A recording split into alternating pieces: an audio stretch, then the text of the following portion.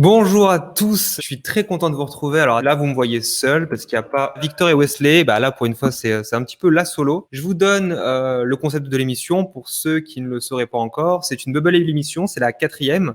Et le but, c'est d'un côté, on commente l'actualité de Bubble. On va parler aussi des plugins, des templates. On va avoir aussi un invité de la semaine. Le but, c'est en gros votre veille sur Bubble parce qu'on sait que, en fait, il y a beaucoup de choses à communiquer. C'est assez régulier. Et on a pour vocation d'être le rendez-vous toutes les 2 semaines pour avoir assez d'informations à vous balancer. Et l'idée, c'est que tu regardes l'émission, tu sais ce qui est sorti et c'est plutôt cool. Et comme ça, tu as fait ta veille pour toute la semaine et tu es content. Au sommaire, cette fois-ci, d'abord, on va rappeler un petit changement qui va se passer dans Bubble au niveau du changement de CSV. Alors, c'est quelque chose de très, très rapide. On va passer sur les quelques bugs que certains ont en ce moment. J'en ai eu aussi et je vais vous expliquer pourquoi. Aussi, une information très importante, c'est pas trop de l'actualité, mais à mon avis, c'est bien de le rappeler, c'est qu'en fait, Bubble a fait une sortie de ses ordres de priorité sur les workflows. Alors, c'est tout bête, mais c'est quelque chose qui est extrêmement mal documenté et vous allez voir qu'il y a beaucoup de choses qu'on pensait acquises, mais qui ne le sont pas. Et on va revenir sur cette info. Et on finira cette rubrique actualité par la partie philosophie. J'aimerais bien parler un petit peu des pièges du freelance. Et vous allez voir qu'il y a pas mal de choses à dire parce que quand on se lance en tant que freelance, surtout sur Bubble, il y en a tendance à penser que ça va être beaucoup plus facile et en fait, il y a plein de problématiques. Mais bon, ça, on va le voir pendant cette séquence. On commence par l'info du changement dans les CSV d'import et export. Alors, je vous partage mon petit écran. Une chose qu'il faut savoir et qui est très, très importante, c'est qu'en fait, il y a une différence qui est faite et qui a été annoncée par Bubble. C'est qu'il y a deux façons de faire dans l'import de données et l'export de données sur Bubble. En gros, quand vous faites du Bubble, vous avez d'un côté votre app data, là où il y a toutes les données qui sont stockées. Et de l'autre côté, vous allez avoir la capacité de faire ça directement en live et créer un système. Le problème, c'est qu'il y a des différences parfois d'informations entre ce que va importer et exporter au niveau de la data les informations et de l'autre côté, ce que vous allez avoir en front directement. Et ça, il faut le savoir. Donc, si vous avez une information qui veut être passée de l'un à l'autre, il y a quelques petites différences et ils ont maintenant régulé cette problématique pour vous expliquer. Avant, quand vous faisiez une app data, directement un import dans votre app data ou un export, vous ne récupériez pas le time zone de votre utilisateur, chose qui était le cas quand vous faisiez une moulinette en fait sur votre page. Et ils ont directement corrigé cette problématique-là. Donc, c'est tout récent, hein, ça date de moins de 21 heures. Et maintenant, vous pouvez exporter, vous pouvez importer vos informations avec le bon time zone. Et ça, c'est plutôt très intéressant. Alors après, je suis d'accord que ça va pas être tout le monde qui va le faire, mais ce qu'il faut savoir, c'est qu'au moins, on a quelque chose qui est à peu près raccord. Pour vous montrer un petit peu au niveau de la data, c'est à ce niveau-là. Hein. Bon, c'est que pour les forfaits payants, mais vous avez l'upload et vous avez l'export. Et donc, tout simplement, vous récupérez les bonnes informations. Voilà, petite news rapide, mais qui fait plaisir. C'était le seul announcement qu'il y a eu de Bubble, sachant que d'ici fin de mois, normalement, il y aura le Bubble Announcement avec l'ensemble des choses qui ont été faites, qui ont été corrigées, qui ont été amenées. Et ce qui est intéressant, petite information à part aussi, il y a eu des petites sorties de l'alpha du responsive de Bubble. On sent vraiment que ça s'agite. Honnêtement, je serais pas surpris qu'il y ait une petite annonce un peu plus fiable cet été, ou en tout cas que ça passe en bêta. Juste pour vous dire une information dessus, par rapport à tout ce qu'on a vu, donc nous on a eu accès à cette alpha, par rapport à tout ce qu'on a vu sur le moteur responsive, c'est juste une dinguerie. Ça va, à mon avis, corriger beaucoup de choses, beaucoup de frustrations, et surtout, on va se retrouver avec quelque chose qui, enfin, peut rivaliser en termes, vous savez, de correction de place. On n'aura plus de la science occulte du responsive. Et on va pouvoir aussi piloter la hauteur des éléments, l'écart entre les hauteurs des éléments, les margin top, les padding top. Et ça va être juste une dinguerie. Donc, on a hâte de voir ça. Je peux pas vous montrer d'image forcément, c'est une information privée, mais sachez qu'en tout cas, Bubble travaille activement dessus et c'est génial. Moi, je suis vraiment ravi qu'on puisse avoir quelque chose de stable. Le truc du responsive aussi, c'est que ça va augmenter largement les perfs puisque c'est un système avec des flagbox. Donc, on a hâte de vous présenter ça. Maintenant, il faut parler d'un truc un peu moins joyeux, c'est la partie bug. En ce moment, il y a eu quelques petits bugs. Tout simplement, le fait de changer le responsive, le fait de faire pas mal de corrections, ça va entraîner aussi une bonne partie d'instabilité. Moi, j'en ai eu une tout simplement. Alors, c'était pas uniquement lié à ça. Moi, j'ai eu un bug, par exemple, avec Mixpanel. Alors, à savoir ça vient de Mixpanel ou pas, mais en gros, l'envoi d'un événement bloquait l'accès au paiement par Stripe. Et du coup, j'avais un message d'erreur. J'ai contacté le support qui m'a dit que c'était bon, alors, ils investiguaient l'erreur, mais ils avaient du mal à savoir où ça venait réellement. Et en désactivant ce workflow, ça marchait très bien. Est-ce que c'est du côté de Mixmanel? J'ai du mal à le savoir. En tout cas, je ne suis pas le seul à avoir des erreurs. Et ça, c'est en partie dû au fait qu'ils font avancer le moteur. Il faut pas mal de corrections. Emmanuel a dit aussi qu'il faisait pas mal de refacto, donc de refactorisation du code pour améliorer tout ça.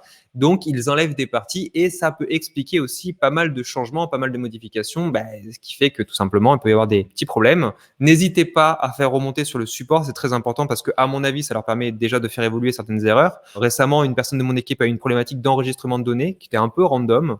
Donc, ça peut arriver, mais voilà, vous formalisez pas. En tout cas, ce qui est bien, c'est que ça veut dire que l'outil évolue. Information supplémentaire que je trouve très, très, très intéressante et vous allez voir, c'est une dinguerie. C'est une dinguerie de un parce que c'est pas documenté, ça sort un petit peu comme ça. Donc, c'est vrai que on a du mal à se dire, mais pourquoi ils l'ont pas sorti avant ou quelque part dans le manuel? Parce que en fait, ils nous sortent effectivement des fois des petits trucs custom state sur le manuel avec des petites documentations où il faut chercher dans la vidéo. Bon, pourquoi pas? Mais de l'autre côté, on se retrouve avec une grande question et jusqu'à présent, alors ça répondez-moi en commentaire, mais jusqu'à présent, moi j'étais persuadé que ça fonctionnait de manière, toujours comme ça. En gros, le schéma c'est quoi? Vous avez un workflow, vous avez un événement, donc j'appuie sur un bouton ou en page load ou ce que vous voulez.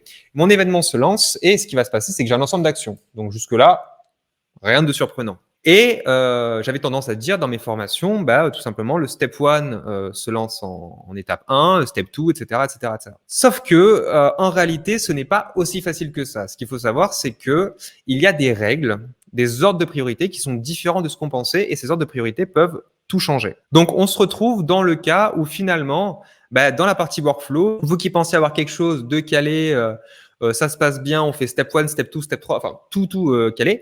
Eh bien, en fait, ce n'est pas aussi clair que ça. Alors, pour vous montrer, par exemple, on se dit, voilà, step 1, step 2, comme son nom l'indique, ça va se lancer l'un après l'autre. Et si vous préférez, ça, c'est pas vraiment toujours comme ça que ça se passe. Donc, il a mis un ensemble de règles. Donc, les règles générales de comment fonctionne les workflows.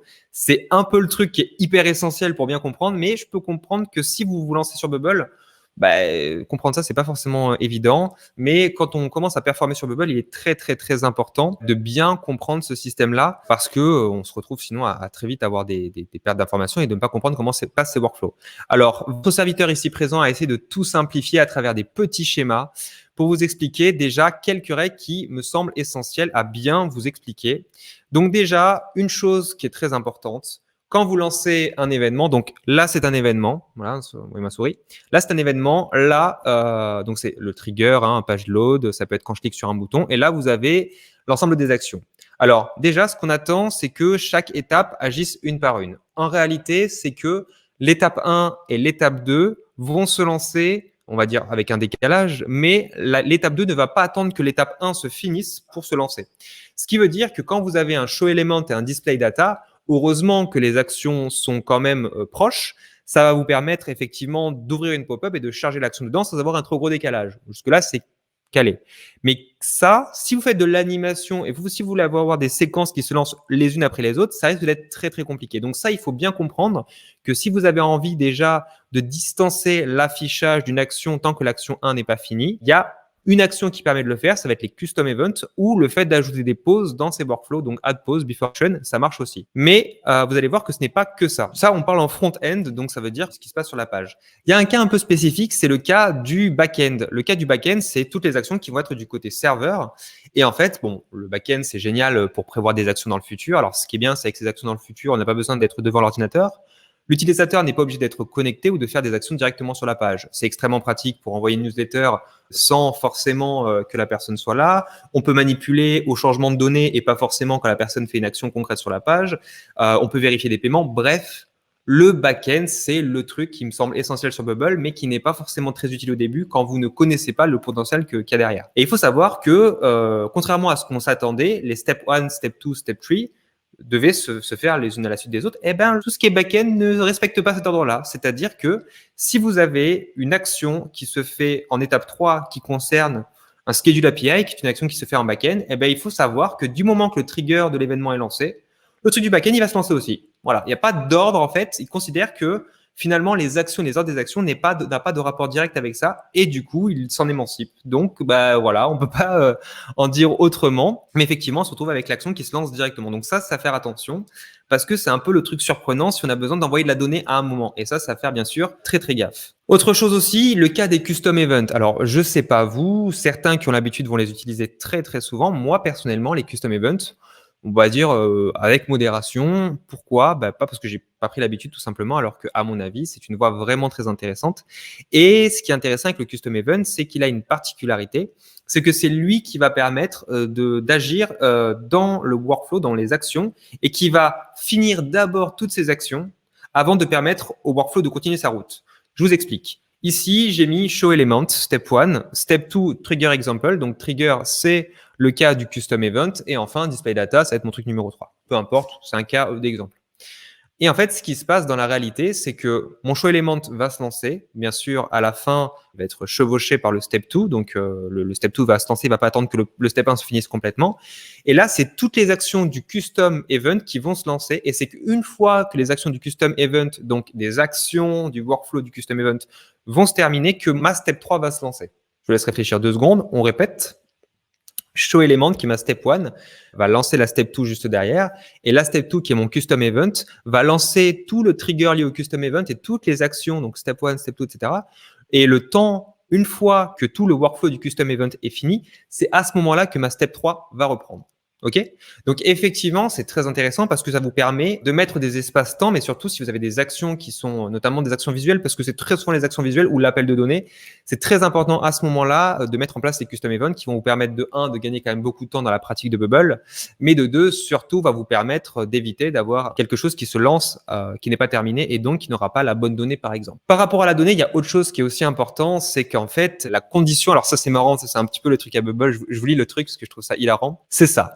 En gros, les searches ne sont pas tout le temps immédiates quand il y a une nouvelle donnée. Je fais une create new thing, créer une nouvelle donnée dans ma base, et très bien. Et ce que je vais essayer de faire dans l'action suivante, très souvent quand on démarre, on fait un petit peu cette erreur-là, c'est qu'on fait un do a search, donc on fait une action autre, et on fait un do search dans la base pour retrouver le bon élément, surtout si on n'a pas compris comment bien les relier ou que dans notre data, la relation n'est pas correctement faite. Eh bien, le problème que ça peut créer, c'est que ça peut ou ça ne peut pas marcher. Voilà, c'est pas sûr en fait. J'aime bien ce c'est pas sûr. Donc en fait, c'est l'informatique, hein, voilà, clairement. Et donc, il vous recommande d'éviter de faire un système de recherche, donc de faire un only when do a search et de voir si l'élément que vous recherchez dans votre base le contient bien, parce que l'update de cette nouvelle donnée peut ne pas être effectif au moment où la recherche se fait. Et donc, à ce moment-là, il y a un moyen sûr de le faire, c'est d'utiliser la donnée précédente. Ça prend quoi comme exemple? C'est le result of step 1, create a new thing. En gros, la capacité de Bubble, c'est de s'imprimer des actions précédentes. Si par exemple, dans la step 1, je crée une nouvelle donnée, dans la step 2, si j'ai besoin de retrouver cette donnée, je peux utiliser le result of step 1, que pas tout le monde fait correctement parfois, mais l'idée, c'est de se baser sur la donnée qui a été précédemment créée et non une recherche complète. Et là, c'est sûr, c'est safe. Donc ça, c'est plutôt cool. Ça, c'était les recommandations de base. Alors ça, j'aime bien parce que c'est les general recommendations. Et ensuite, vous avez les contournements qui vous permettent d'utiliser mieux ou d'avoir les bonnes pratiques. Je vous passe certains détails parce que ça reprend globalement ce qu'on vient de se dire jusqu'à maintenant. Donc ça, c'est ce qu'on disait, utiliser des custom events si vous voulez voir des actions qui sont bien finies avant. Voir backend workflow, la même chose. Et on évite les search. Voilà, avec les results of steps, c'est beaucoup plus simple. Par contre, il y a une grande question que beaucoup de gens me posent, c'est quand on a des actions et des conditions à répétition, est-ce qu'on fait un workflow avec only when à chaque action, dans ces cas-là, ici, ou est-ce que, alors bien entendu, cette information est à prendre avec des pincettes. Le but de cette information, c'est de vous dire, si vous avez quelque chose de très complexe, bien évidemment, découpez-le en plusieurs workflows. Si vous avez quelque chose de court, allez, vous pouvez le faciliter comme ça, mais il faut que ce soit quelque chose qui n'est pas grave. Effectivement, la recommandation de Bubble, c'est pour éviter toute erreur ou une condition qui saute, c'est de déplacer le only when, non pas au niveau de l'action, donc non pas au niveau de la step, mais directement au niveau du workflow, donc de l'event. Et effectivement, de mettre ça, vous savez, pages load et current. Donc ici, on se retrouve dans cette étape-là. Le only when, le retrouver ici, parce que au moins la condition passe directement dans tout ce cas et ça évite de se retrouver avec un only when qui pourrait sauter et donc pourrait faire sauter une de vos actions. Même si paradoxalement, un only when qui ne passe pas dans un workflow fait sauter complètement le workflow, alors qu'un only when qui ne passe pas dans une action fait simplement sauter l'action en question. Donc, c'est à vous de choisir, mais voici la recommandation quand ce sont des flows plutôt complexes. Je clôt ce sujet-là. N'hésitez pas à me dire dans le chat qu'est-ce que vous en pensez parce que c'est quelque chose où effectivement, c'est assez surprenant. Il n'y a pas que les douceurs qui peuvent poser problème, les parent grouping aussi. Alors, c'est un peu particulier parce qu'ils n'ont pas traité ce cas-là. Donc, je peux pas te dire que ce soit direct, mais effectivement, ça me semble assez logique parce que du moment que tu as un enregistrement de données, si tu t'adresses directement à ta database, et il va pas forcément être update dans le parent group things. Donc, effectivement, ça me semble assez logique que ce soit pas le cas. Mais ils ont traité que le duo search. Je sais pas comment ils se comportent. Ce serait intéressant de demander comme question. J'ai pas forcément investi plus que ça. Par contre, ce qui est intéressant, c'est qu'effectivement, si vous avez une donnée qui est déclarée juste avant, je vous conseille largement d'utiliser le result of. Ça ne change strictement rien. Et au contraire, si vous avez bien le result of, c'est logique. Et ça veut dire que la condition est totalement logique par rapport à ce que vous êtes en train de faire. Pour un only when qui nécessiterait un result of step X, il faudra donc mettre le only when dans un custom event. Je pense oui qu'il faudrait mettre toute cette condition dans le custom event, mais la question c'est pourquoi le custom event là? C'est parce que tu veux finir l'action avant? Enfin, quel est l'intérêt du custom? J'ai l'impression que c'est deux choses qui n'ont pas de rapport en fait. Parce que le custom event là, c'est vraiment dans le cas où tu as besoin de finir une action, mais ça dépend de ton contexte en fait. Tout dépend du contexte de l'application et de ce qu'il faut y voir en fait, tout simplement. On passe à la suite, un sujet très intéressant que j'échange pas mal avec notamment des nouveaux freelance Bubble. Alors voilà, le cas des freelances pour vous expliquer. Quand vous commencez sur Bubble, ça donne très envie de rapidement commencer à faire des clients. Et c'est une bonne façon de se faire la main à condition d'avoir de la transparence avec vos clients. Alors, c'est un conseil d'expérience plutôt, mais clairement, je trouve que c'est quelque chose de logique. Quand on se lance sur Bubble, on va aller voir un client, on va prendre une première mission. C'est difficile d'estimer la réalité de la mission, la difficulté de la mission, c'est-à-dire qu'il faut savoir faire un cahier des charges, il faut savoir exprimer le besoin, il faut savoir aussi le client, comment il va être. Est-ce que c'est quelqu'un qui, si c'est pas tout cadré, va rajouter des fonctionnalités ou c'est quelqu'un qui finalement demande peu? Est-ce que c'est quelqu'un qui exprime vraiment ce qu'il ressent ou quand vous allez montrer quelque chose, il va pas être satisfait? Et donc finalement, on a tendance à partir le plus rapidement possible en se disant cool, je vais avoir un acompte, ça va me faire un petit peu des sous. On prend la mission, par exemple, sur un mois, va en prendre 3 de plus. Et donc, finalement, l'argent que vous aurez gagné en amont, vous allez le perdre parce que vous allez passer trop de temps. Et ça, c'est quelque chose que je retrouve très souvent. Et c'est vrai que je voulais revenir sur quelques sujets parce que on se retrouve dans le cas où finalement, c'est un cercle vicieux et je trouve beaucoup de gens qui se font du mal à cause de ça. Alors déjà, il y a un premier point qui est très important. Déjà, il faut savoir que quand vous estimez votre prix, même si vous avez du mal à estimer votre prix, il faut partir de fonctionnalités qui soient carrées, il faut que ce soit quelque chose qui soit posé. On évite on se crache dans la main, c'est OK. Non, on formalise un document. On évite uniquement de le faire dans les mails. Il faut vraiment formaliser un document et un document qui plaide pour accord. On appelle ça un cahier des charges. Ça peut être aussi inscrit dans le devis.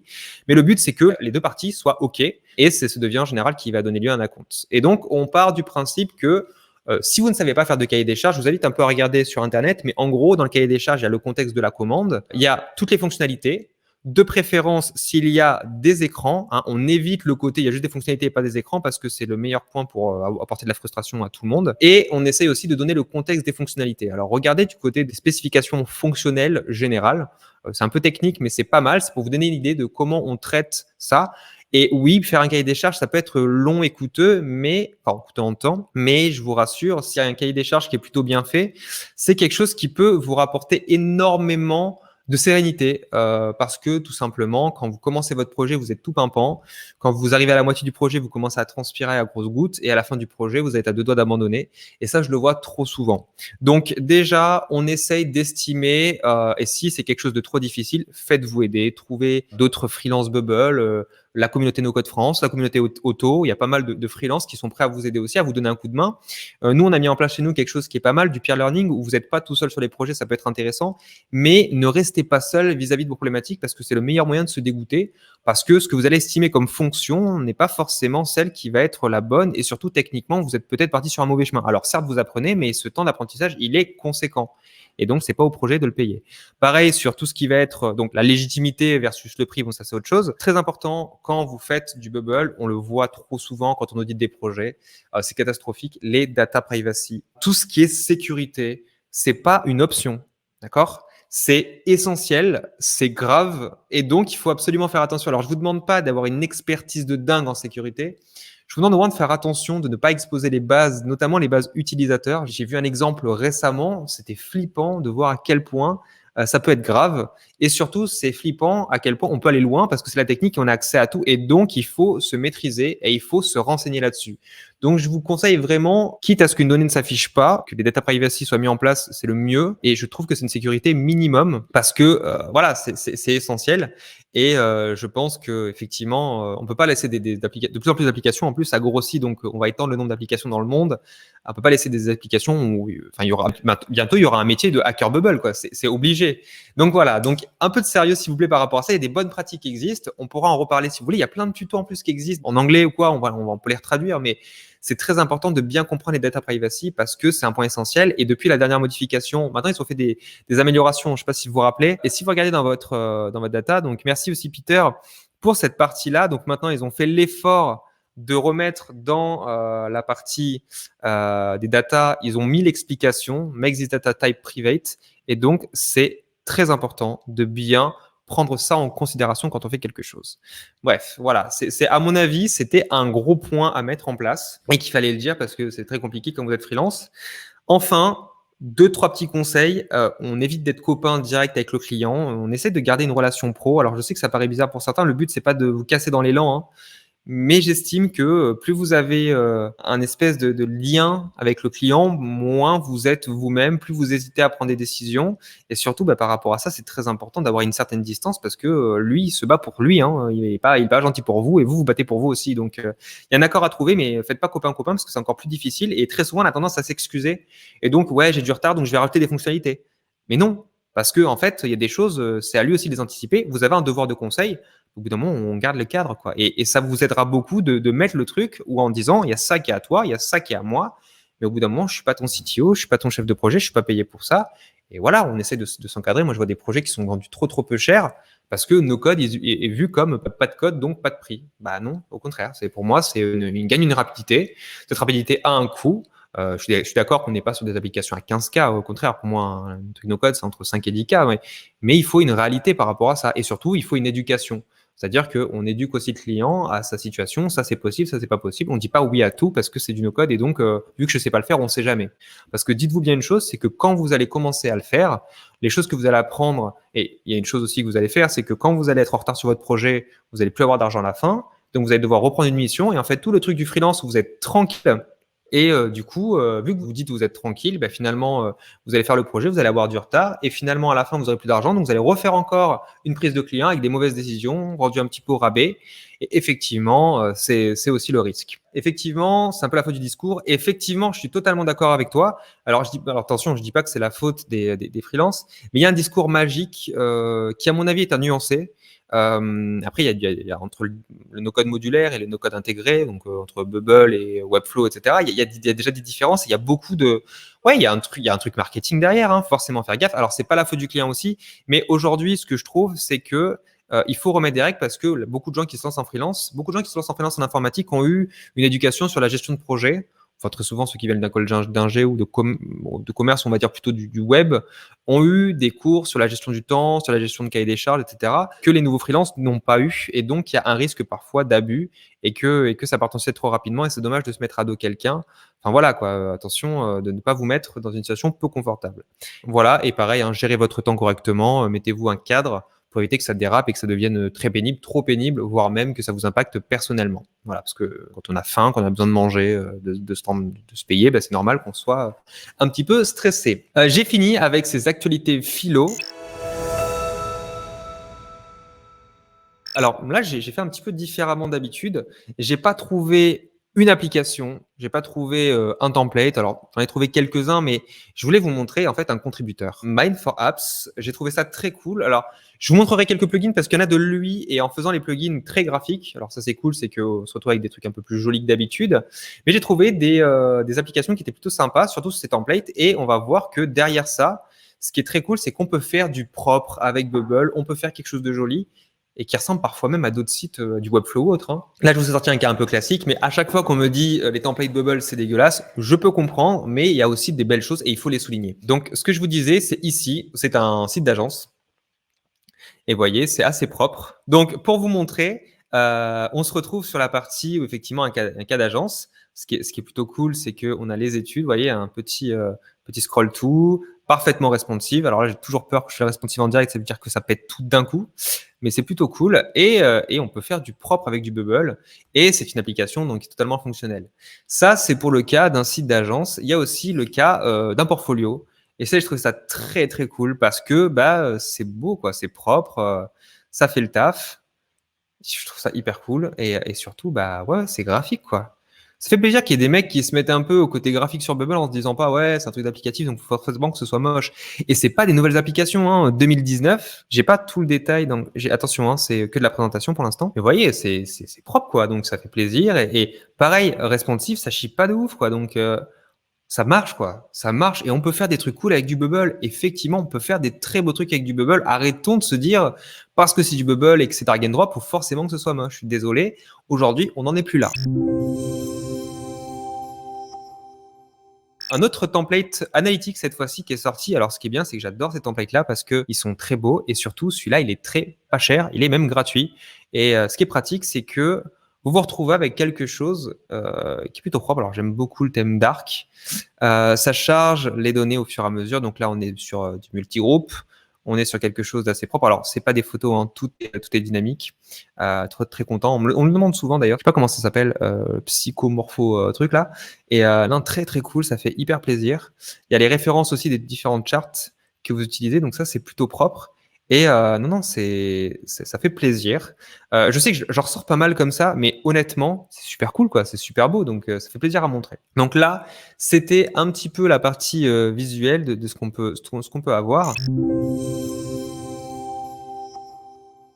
Je pense que à chaque session, je vais faire un template zéro code parce que les mecs sont bons, quoi. Voilà. Et ce que j'aime bien, c'est qu'ils sont bons en design. Alors, c'est un plugin de 2019, je crois qu'il a été un peu mis à jour. Uber Eats. Donc, voilà, on me le demande régulièrement. Uber Eats, ce qu'on peut faire Uber Eats, etc. Là, on va rapidement regarder. On a des petits plats. On a des restaurants. On va regarder le Little Caesar. Alors, vous voyez, il y a des temps où il est ouvert, où il n'est pas ouvert. Donc, ça, c'est plutôt sympa. On va avoir aussi la capacité de pouvoir choisir le menu. On peut avoir la mise en favori, les avis. On peut avoir la mise en panier. La mise en panier, pareil, hein, quelque chose de dynamique. On peut en avoir plusieurs, voilà. Changement du prix. Le prix s'affiche. Alors, ce qui est rigolo, c'est que si on va to 1000, on a l'affichage du panier, vous voyez, qui est juste ici. On l'a, donc directement dans l'header. On peut ajouter d'autres éléments, add to cart. Donc, vous voyez, c'est très, très, très, très propre. Et on peut aller à la carte. Et une fois qu'on est là, on va aller sur le checkout et on va faire le système de paiement. Et donc, c'est un système qui est hyper complet. Et alors là, vous avez autant le système de paiement de cette façon-là, avec la petite carte, tout ça, hein.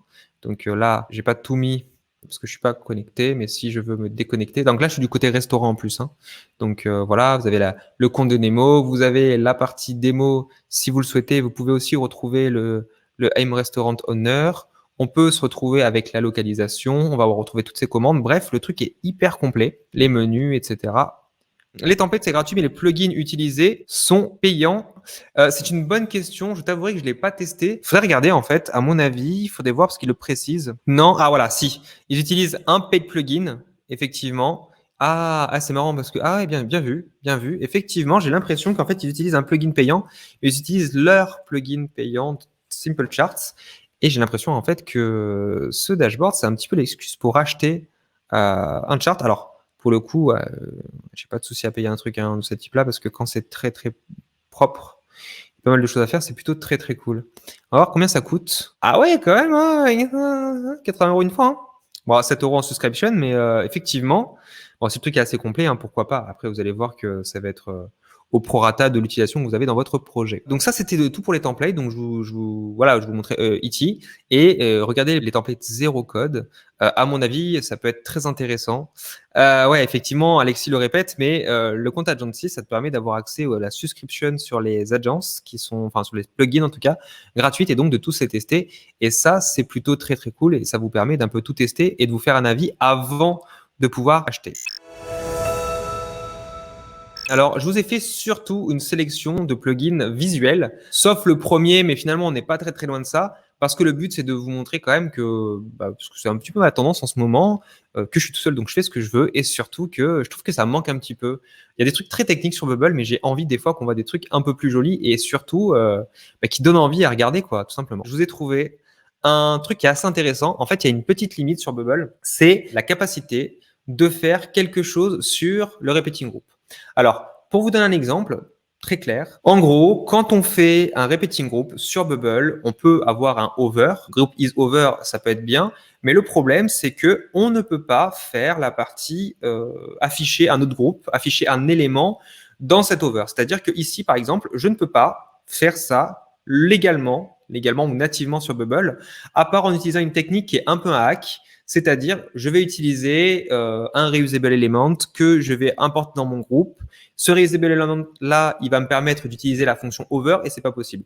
Je vous montre un exemple, tout bête. Ici, je vais dans mon groupe. Donc là, je suis dans un repeating group. Je vous montre ici. Vous voyez, j'ai un groupe qui s'appelle group generate, tu vois, qui est juste là, group generate list. Et en fait, ici, donc je vais dans mon élément tree aller juste cacher cet élément-là. Voilà, hop, ici. Je vais juste le mettre en entouré, celle-là, parce que du coup, ça va être compliqué à voir. Voilà. Donc, quand il est désactivé. Et si vous préférez, si je fais un système où, quand le truc est over, regardez bien, si je cherche à faire un this group is over, très bien, pour afficher quelque chose, eh bien, je vais me retrouver dans la problématique où je ne vais pas pouvoir afficher d'éléments en rapport avec ça. Et inversement, si je cherche à faire que le groupe generate list of user s'affiche, eh bien, je ne vais pas pouvoir accéder à this group is over puisque this group ne correspond pas au groupe en question. Il faut que je chope la current cell. Et si je vais dans current cell, je n'ai plus accès à la fonction is over. Donc, bref, c'est un bordel qu'on ne peut pas résoudre de cette manière. C'est-à-dire que tout ce qui est dans le repeating group ne peut pas être forcément appelable. Et ça, c'est quelque chose où, du coup, vous ne pouvez pas faire des petites animations comme ça. C'est dommage. Ou des petites animations comme ça. Je l'ai fait un petit peu sur une version d'auto. Je vais vous montrer un style qui vous permet de le faire grâce à un plugin et qui vous prend moins d'action, donc un peu moins de complexité et que je trouve plus intéressant pour le coup. Donc ici, ce qu'on va pouvoir faire, c'est la partie où j'ai utilisé le plugin ActiveCell. Alors, le plugin ActiveCell, c'est quoi? C'est une détection qui va se faire et ce qui va être intéressant, c'est que cette cell-là, elle va permettre de retrouver l'accès à cette chart et donc on va se retrouver dans la capacité à refaire apparaître via un workflow son affichage et donc avoir même plein de maîtrise, même sur des workflows, ça peut être très très cool. Et tout simplement, on pose son élément, donc c'est un élément visuel, on pose son élément dans le groupe qui est de base, qui va apparaître. On a une valeur yes or no, on met une valeur no par défaut et on va faire en sorte que quand il y a une condition, quand le groupe est overed, ça fait une condition qui passe à yes. Et quand le groupe n'est pas ouvert, on fait une condition qui passe à no. Et dans ces workflows, on a juste à manipuler quand la condition is active. Et à ce moment-là, vous voyez bien, j'ai pas fait deux workflows, je n'ai fait qu'un. Shame. Et effectivement, on va faire un show ou un hide quand la valeur est yes or no. Et ça, on peut faire un show, on peut s'amuser à faire une valeur qui peut être de l'animation. Et on peut même s'amuser, voilà, une petite animation, et on peut même s'amuser à rajouter de la donnée, on peut faire pas mal de choses, et ça peut être très très cool. Et effectivement, ça vous évite d'avoir un reusable element. Je suis pas fan des reusables dans ce genre de cas, surtout dans les repeating group. Donc voilà, ça peut être intéressant de l'utiliser de cette façon-là. Scrollable element, alors là, c'est une petite pépite juste pour vous montrer ça. La petite dinguerie, c'est ça. Alors, je vous le mets en grand écran. Et attention, ça, c'est que du scroll. Voilà. Ça, c'est que du scroll. Vous voyez, si je remonte, ça s'enlève. On descend. Voilà, je sais qu'Alexis, ça va lui faire très plaisir. On est sur quelque chose. Voilà, ça, la pizza, ça, j'ai trouvé ça dingue. Regardez. Allez, hop là, le plaisir. On se le remet un petit coup. Voilà. Et ça, c'est un système, alors ils font le texte animation, etc. C'est hyper dynamique. Et ce qui fait plaisir, c'est que si on regarde bien, on va se retrouver sur un scroll d'animation. Donc, vous pouvez regarder un petit peu dans la partie démo. Donc, c'est un plugin qui s'achète, bien entendu. Il faut l'utiliser, il faut apprendre à l'utiliser. Je vous invite à regarder la partie éditeur parce que c'est pas assez simple, mais c'est assez bien documenté pour vous montrer les différents exemples. Vous voyez, oh là là là là là. Oh my God. Oh my God. Voilà, ça. Moi, j'adore perso. Cette pizza a l'air incroyable, on est d'accord? Cette pizza a l'air complètement folle. Pepperoni. Et franchement, là où c'est dingue, c'est voilà, ça permet de faire des choses vraiment, vraiment impressionnantes. C'est de la régalade totale. Effectivement, ce plugin n'est pas facile à utiliser. Attention, alors ça vous demande un petit peu de maîtriser de l'animation. Mais par contre, le résultat, je le trouve dingue. Alors après, attention, par contre, il faudrait vérifier un peu le chargement, que ça ne vous impacte pas trop. Par contre, les résultats sont assez dingues. Effectivement, ça manque d'ananas. ou pas et je suis d'accord avec toi, non, pas d'ananas, voilà. Du même éditeur, c'est pour ça que je vous montrais un, c'est, on est d'accord que, mais le mec fait des trucs fous. C'est le mec Mind for Apps qui a créé tout ça et il a créé aussi des animations 3D. Alors, c'est un petit peu un plugin qui me fait penser à ce qu'on avait pour la partie CSS Lift. Je vous la remontre juste après. Et ce qui est intéressant, c'est que il y a des petits hover 3D avec la capacité d'ajouter des éléments. Alors, attends, c'est en train de charger parce que le truc met par contre 4 ans à s'afficher. Et donc, effectivement, ça vous permet d'avoir des hovers. Alors ça, c'est cool. Je sais pas si on voit. Voilà, des petites animations. Vous voyez, ça fait un petit truc. Alors, pourquoi ça met autant de temps à charger? Je pense qu'il y a du repeating group derrière. Faudrait voir la vitesse. Vous voyez, c'est hyper propre. Je sais pas si on voit bien. Regardez bien. Oh, oh. D'accord, ça fait plaisir ça. Alors je pense que ça, pour le coup, c'est beaucoup plus simple à mettre en place hein, que toutes les animations derrière. C'est hyper cool. On peut même faire ça par custom state. Bref, une dinguerie. On peut le faire aussi sur plusieurs types d'images différents. Enfin bref, ça fait plaisir. Je vous invite à voir les autres plugins que fait ce Mind for Apps parce que c'est vraiment, vraiment, vraiment cool. Et donc là, il y a pas mal de choses à faire et à regarder là-dessus. Dernier truc, alors c'est CSS Lift. Alors là, c'est tout bête, c'est par rapport à ce que je vous disais à l'instant pour les hovers. J'ai trouvé un autre plugin qui est plutôt cool, qui est encore plus simple à faire parce que finalement tout est déjà appelé. Donc par contre, c'est peu configurable. Mais je trouvais que les trucs c'était très très cool.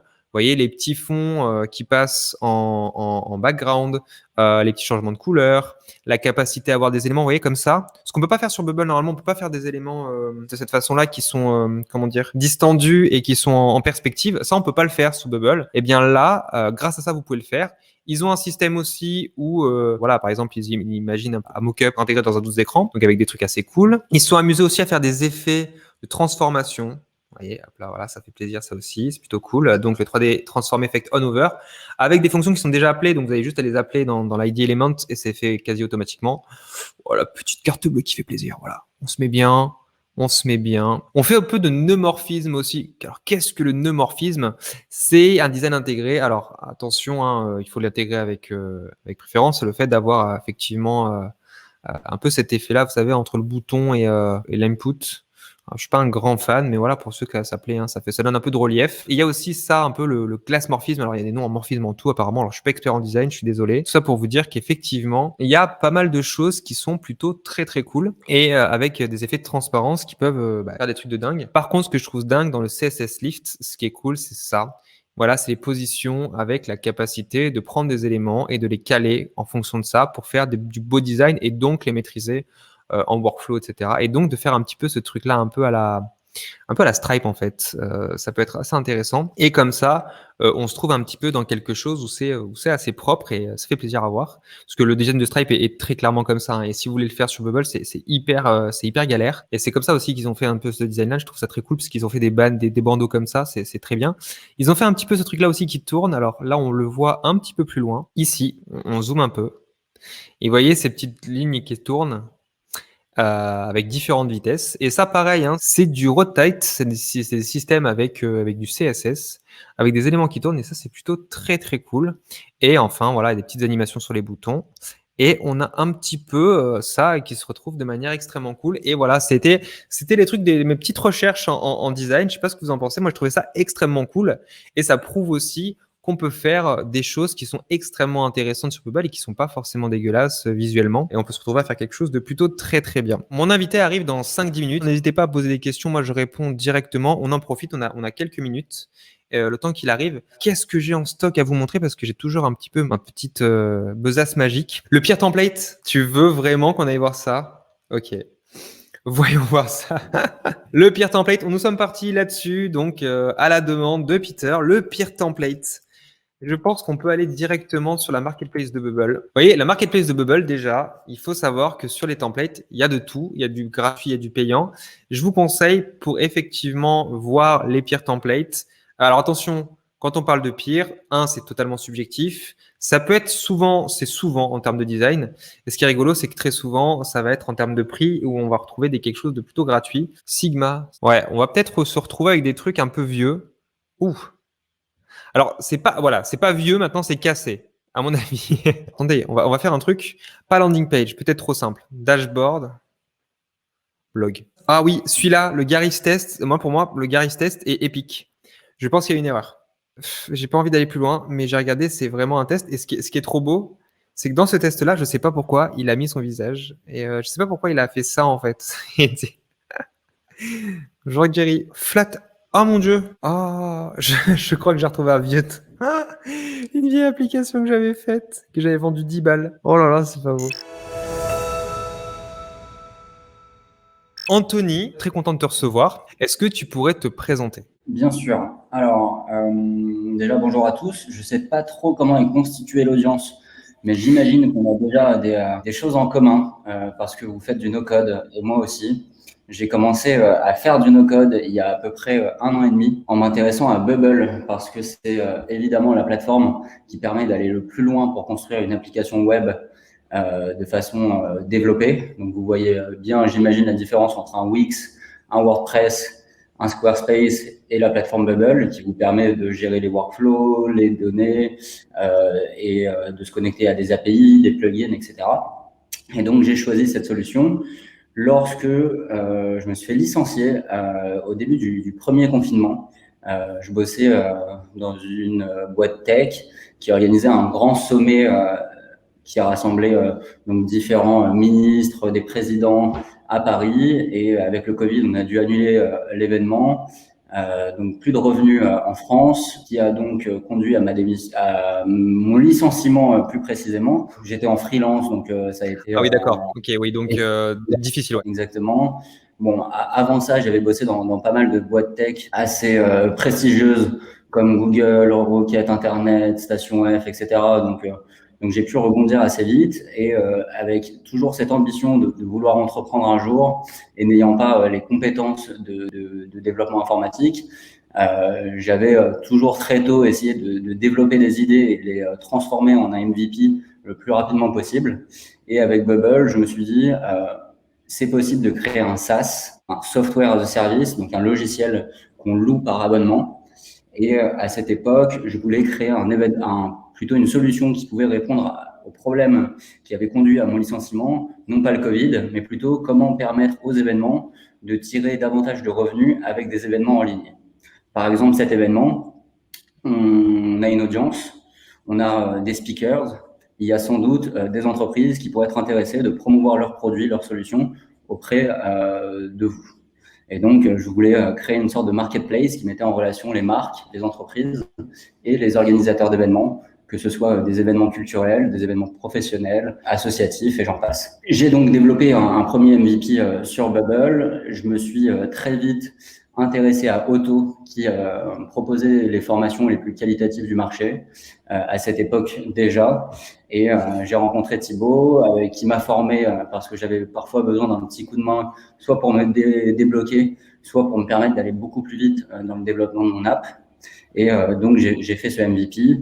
Et quelques mois après, j'ai pas continué ce projet parce que j'ai reçu une offre d'emploi pour bosser avec des copains pour une entreprise qui développe des paris sportifs et hippiques en Afrique. On va montrer en même temps, parce qu'à mon avis, c'est vraiment très très intéressant et ça vaut vraiment le coup d'œil.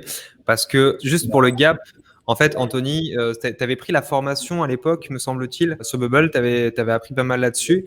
Et surtout, en fait, aujourd'hui, c'est ne serait-ce déjà que pour montrer un petit peu dans l'exemple. Et donc vas-y, tu peux nous commenter un petit peu? Ça marche. Donc, j'ai rejoint une entreprise de paris hippiques et sportifs en Afrique et je me suis très rapidement interrogé sur la possibilité de lancer un site de pronostic, donc qui est assez différent d'un site de paris. Donc, ce site n'a pas vocation à devenir un BetClick, un Unibet. On ne permet pas aux joueurs de pouvoir parier sur le site internet, mais on propose chaque jour des pronostics sur les matchs et les courses hippiques de la journée partout dans le monde.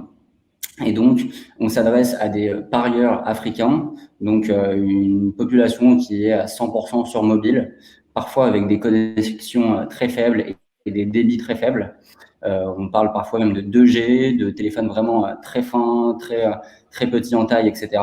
Et donc, j'ai commencé à développer ce projet directement en responsive sur mobile. Et là, je suis allé à une étape un petit peu plus loin pour ce projet, c'est-à-dire que j'ai connecté Bubble à des API de flux d'informations sportives. Là, par exemple, si tu cliques sur hier, parce qu'aujourd'hui, nous n'avons pas de match suivi, et donc là, vous allez voir différents matchs qui sont donc générés automatiquement depuis une API, ensuite stockés dans notre base de données. Et donc, pour chacun de ces pronostics, on va automatiser notre conseil pour jouer. Donc, le site est encore en développement. On l'a lancé il y a quelques semaines et je bosse beaucoup avec l'équipe d'Auto qui me file un très bon coup de main pour améliorer le SEO, pour gérer les API. Et donc, je fais un peu appel à l'équipe régulièrement pour m'aider à avancer plus vite, parce que j'ai un job à temps plein en tant que directeur financier. C'est bien un side, donc en fait, tu le développes sur ton temps libre. Et ce qui est dingue, c'est au final, le site est très rapide. Donc, en fait, tu as des conditions. Alors, ce qui est bien, c'est que ça permet aussi de témoigner, d'expliquer un peu. C'est du full bubble, on est d'accord? On est d'accord, 100% Bubble. Et c'est aussi un site qui va s'adapter selon le pays dans lequel vous êtes. Je vous donne un exemple. Vous êtes basé au Kenya, le site va apparaître en anglais et les publicités vont être dédiées aux opérateurs locaux de jeux. Donc, ça va être des entreprises de Paris au Kenya qui vont être intéressées de diffuser de la publicité sur notre site internet. Et nous, c'est comme ça qu'on va se rémunérer en envoyant du trafic sur des sites d'opérateurs locaux. Et donc, on va changer les publicités, le langage, les offres selon l'IP, parce que Auto a développé un super plugin d'IP qui permet de savoir où se situe l'utilisateur et donc de changer l'information qu'il va voir. Et donc, à la fois, on a le côté responsive, on a le côté API où voilà, on se connecte à des flux de données qui permet de générer des pronostics très facilement tous les jours sans aucune intervention humaine. Et enfin, le côté publicitaire où on a pu placer vraiment beaucoup de bannières publicitaires avec des partenariats qui nous permettent en gros voilà, de nous rémunérer sur les joueurs qu'on envoie chez les opérateurs. C'est dingue. Enfin, moi, je suis impressionné parce que je me rappelle du moment où on était dans la première application. Enfin, je te coachais un petit peu par rapport à là, aujourd'hui où tu en es. C'est dingue. Aujourd'hui, il est coaché en fait par Victor, qui est le CTO chez Auto. Donc, effectivement, il est chargé par notre équipe. Et ce qui est dingue, c'est déjà le gap de niveau parce que notre but, pour expliquer l'accompagnement, c'est vraiment de rendre autonomes les gens. Donc là, l'idée, c'est vraiment de te seconder certains aspects. Mais ce qui est impressionnant, c'est à quel point ça a explosé. Et surtout, on se retrouve avec des applications qui sont belles, en fait. On se retrouve pas avec des applications, des vieux trucs, comme on disait juste avant. On peut faire des trucs propres avec du Bubble et aussi on peut faire des trucs rapides. Et quoi, toi, quand tu as lancé ton système, est-ce que tu as hésité entre code et no code par rapport à Worry Promo? Très bonne question.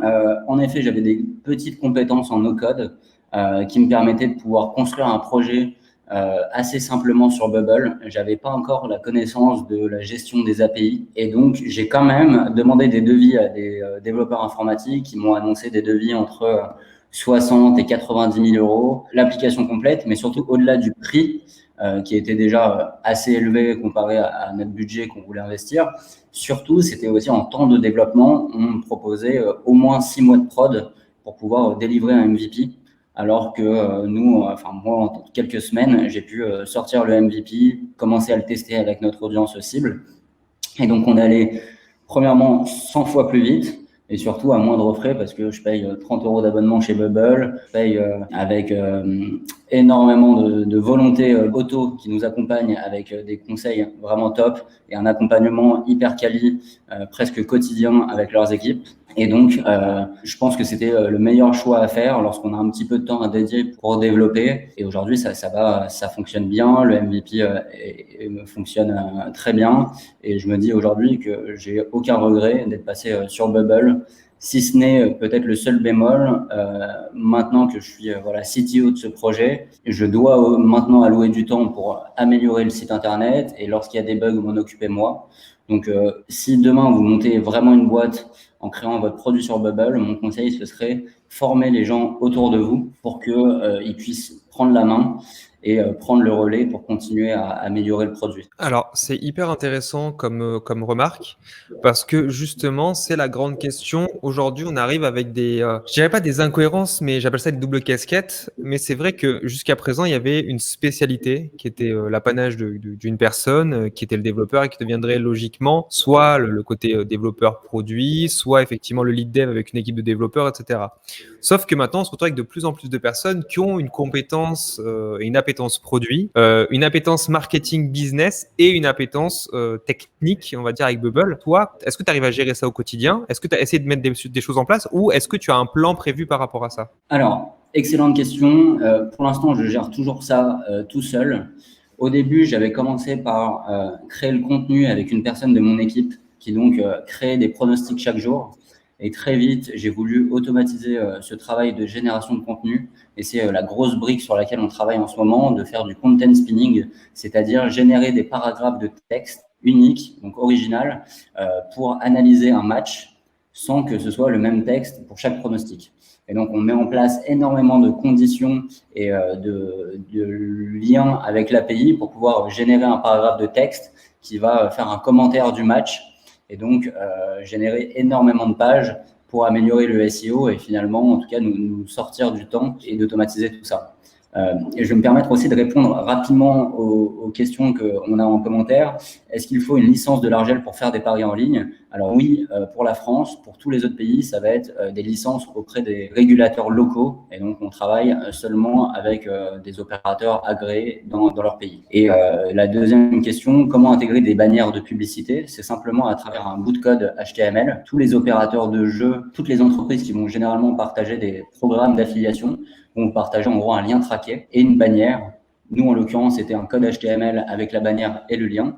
Et donc, on l'intègre juste comme un petit bout de code à l'emplacement qu'on souhaite. Et donc, ça affiche la bannière et lorsqu'on clique, c'est un lien traqué. Il y a beaucoup de gens qui te disent super projet. J'aimerais bien revenir sur une chose parce que, à mon avis, dans l'apprentissage aussi, c'est important. C'est que tu as commencé par ton premier projet partenaire, tu en parlais au début. Et au final, tu as décidé de l'abandonner parce que tu es passé sur Wariprono. Mais la question, c'est déjà, est-ce que c'est quelque chose que tu ressortiras un jour ou pas du tout? Potentiellement, je pense que c'est un besoin qui est de plus en plus grand. Je pense que ça répond aussi à un enjeu business. Lorsque je bossais chez Google, je devais aussi apporter une vision rationnelle à nos partenariats. Google arrose beaucoup d'événements en France et à la fin, on a des équipes marketing qui essayent de savoir, on a dépensé 1 million d'euros en partenariat, on a aidé tant d'événements. Maintenant, comment on peut mesurer l'impact de ces partenariats sur notre cœur de business? Et donc, toutes les offres de partenariat aujourd'hui, elles sont très différentes et on n'a pas de mesure qui permet de les comparer. Et donc, je suis convaincu qu'il y aura une solution comme celle-ci qui verra le jour dans les prochaines années. Moi, si j'ai fait ce choix de continuer en tant que salarié, c'est parce que j'avais des contraintes financières qui ne me permettaient pas et je voulais pas lever des fonds. C'était pas trop ma mentalité à cette époque. Et je rebondis sur ce que tu disais à propos des compétences techniques qui deviennent de plus en plus accessibles pour des profils généralistes, des profils qui ont aussi parfois des compétences business et une certaine appétence en design, en UX. Aujourd'hui, lorsque je parle avec un expert, je me rends compte très souvent que lorsqu'on creuse et qu'on va au fond d'un sujet, l'expertise est finalement accessible à tous. Ça nous permet donc d'avoir des compétences très diverses et finalement toutes les compétences pour pouvoir démarrer un projet de zéro et pouvoir l'amener le plus loin possible sans avoir de vrais blocages. Parce que auparavant, lorsqu'on était un jeune diplômé ou un profil business, on avait besoin de rechercher un ingénieur pour construire son produit et inversement. Aujourd'hui, je pense que c'est un changement total de paradigme et on peut même parler de full stack entrepreneurs, un peu comme les full stack développeurs qui, eux, vont gérer à la fois le back-end, le front-end, toute l'infrastructure technique. Aujourd'hui, je pense qu'on va avoir de plus en plus des profils d'entrepreneurs qui vont gérer à la fois la partie tech, la partie design, la partie business. Et moi, je crois beaucoup en ces profils. Je pense que c'est des profils très couteaux suisses qui peuvent rebondir très vite et surtout avoir une vitesse d'exécution quasi inégalée. Et tout ça nous permet aussi de construire des choses sans avoir besoin d'aucun financement parce que 30 € sur Bubble, un peu de conseils chez Auto ou ailleurs, finalement, ça nous permet de construire un produit solide avec moins de 1 000 €. Donc c'est incomparable comparé à embaucher un développeur, filer des parts, etc., ou lever de l'argent pour pouvoir financer tout ça. Donc ça nous permet de rendre l'entrepreneuriat beaucoup plus accessible, beaucoup plus démocratisé. Et donc il faut créer des choses, les tester. Aujourd'hui, ça tient qu'à vous et de votre temps. Donc Bubblon, et plus on sera nombreux, plus Bubble sera efficace et plus on sera une communauté qui pourra s'entraider pour qu'on puisse avancer le mieux possible tous ensemble. Ouais, c'est sûr, et on partage vraiment ça. Il y a une dernière question qui est intéressante, c'est Bifidus qui nous dit effectivement sur la partie design UI c'est cool, mais qu'en est-il du pronostic en lui-même? Est-ce que c'est un algo et est-ce qu'il tourne sur Bubble? Alors aujourd'hui, c'est pas un algorithme, c'est une information qui nous provient directement de l'API sur lequel on se connecte, qui vient de Rapid API. Ce flux d'informations va nous donner l'équipe qui va gagner ou le match nul. Et donc, on va transformer cette information pour la montrer de la façon la plus efficace possible. On va aussi montrer énormément de statistiques sur les derniers matchs qui se sont passés entre l'équipe A et l'équipe B. On va pouvoir afficher des informations sur l'entraîneur, la forme, les derniers matchs de cette équipe. Et bref, proposer à la fois des statistiques, un pronostic et bientôt, on l'espère, une analyse détaillée du match. Et bien sûr, tout ça totalement automatisé, sans aucune intervention humaine. Ok, très cool. Dernière question, et après on va rendre l'antenne. Moi, dans ton apprentissage, pour le coup, c'est vrai que tu as commencé par une autre application. Je sais que, je sais pas si tu te rappelles, tu avais commencé avec des multigroupes, c'était compliqué, donc tu avais pas mal fait d'éléments, enlevé, refait. Est-ce qu'aujourd'hui, tu te dirais, si je commence, est-ce que je commence par une application de test que je vais jeter? Est-ce que c'est quelque chose qui est mieux pour l'apprentissage ou tu aurais directement commencé par un projet de fond comme Marie Prono, pardon? Aujourd'hui, je pense que Bubble n'a pas vraiment de limite.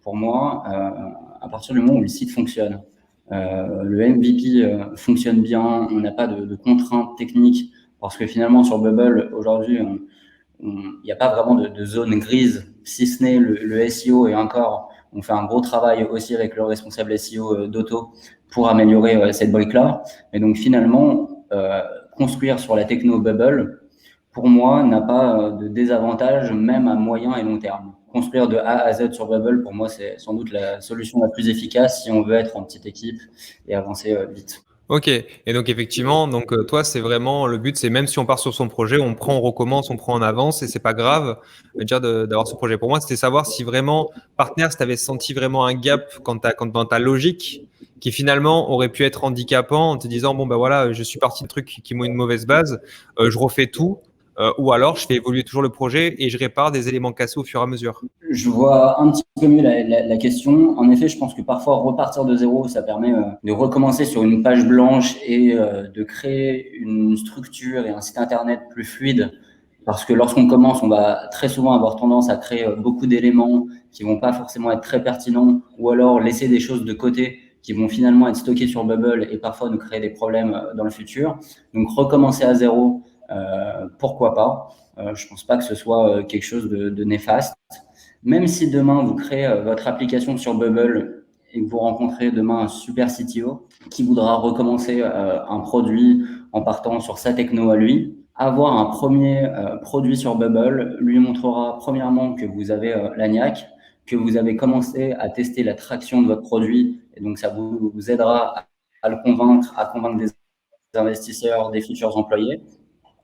Et ça vous permettra surtout d'avoir une bien meilleure compréhension de son travail. Parce que Bubble, c'est finalement qu'un langage de programmation. Et ça vous permettra, si vous développez une application dessus, de pouvoir beaucoup mieux travailler avec un développeur informatique qui pourrait vous rejoindre dans votre projet. Super, merci beaucoup. Une dernière question, combien de visiteurs sur Wari, tu es en bêta à peu près? On est en effet en bêta, on est à 200, 300 utilisateurs par jour. Et parfois des pics à plusieurs milliers d'utilisateurs lorsqu'on fait des partenariats avec des influenceurs. Pourtant, tout ça en bêta encore, quoi, pour l'instant. Tout ça en bêta et tout ça sans aucun investissement. Pour vous dire, on arrive à faire des partenariats avec des influenceurs qui ont plusieurs millions d'abonnés en leur proposant simplement des partages de recettes et en leur vendant une vision à long terme. Et tu disais tout à l'heure, c'est pas trop mon truc la levée de fonds. Est-ce que aujourd'hui, la levée de fonds, tu la vois plus comme un investissement pour faire grossir le truc, pour du scale? Comment tu la vois aujourd'hui? Est-ce que tu es toujours fermé à ça ou comment tu la vois maintenant? Ayant travaillé avec beaucoup d'entrepreneurs dans des structures d'accompagnement comme Techstar, Station F, je pense avoir compris une recette qui fonctionne dans l'entrepreneuriat. C'est faites avec les moyens du bord et essayez de prouver une certaine forme de traction avant de lever des fonds. Lever des fonds lorsqu'on n'est pas sûr que son projet peut payer, c'est parfois très risqué. Et malgré le fait que j'aimerais et que j'entreprends, j'ai quand même une certaine peur du risque et que vous avez sans doute aussi. Donc, pour moi, lever, c'est bien seulement pour accélérer, pas pour commencer. Personnellement, j'ai pas l'ambition de créer un produit qui nécessite de la recherche et développement pendant des années avec des ingénieurs. On fait une plateforme web, on a le cerveau, le soir, le week-end pour pouvoir créer quelque chose en partant de zéro. Et donc, j'ai préféré ne pas lever de fonds pour démarrer ce projet. Je me suis quand même accompagné d'un entrepreneur qui est donc au capital, qui peut investir de l'argent au besoin. Et c'est aussi mon boss sur mon job à temps plein. Ah oui, donc c'est un truc où tu vois, ouais, effectivement, c'est sécurisant sur tous les aspects, quoi. Voilà. Ok, super. Merci beaucoup, Anthony. C'est très, très cool d'avoir ton retour d'expérience et on voit que ça a vraiment, vraiment évolué. C'est ça qui est drôle, c'est que tu étais au début d'Auto. Je crois qu'on s'est vu, c'était 3-4 mois après le début et de voir que là où ça arrive aujourd'hui, c'est super cool. Merci beaucoup. Merci à tous dans les commentaires et les émissions vont de plus en plus se passer vers No Code France. Donc, le Twitch Auto, on le gardera pour du live, mais voilà, le but, c'est de passer tout vers No Code France. Passez une bonne après-midi tout le monde et bonne journée.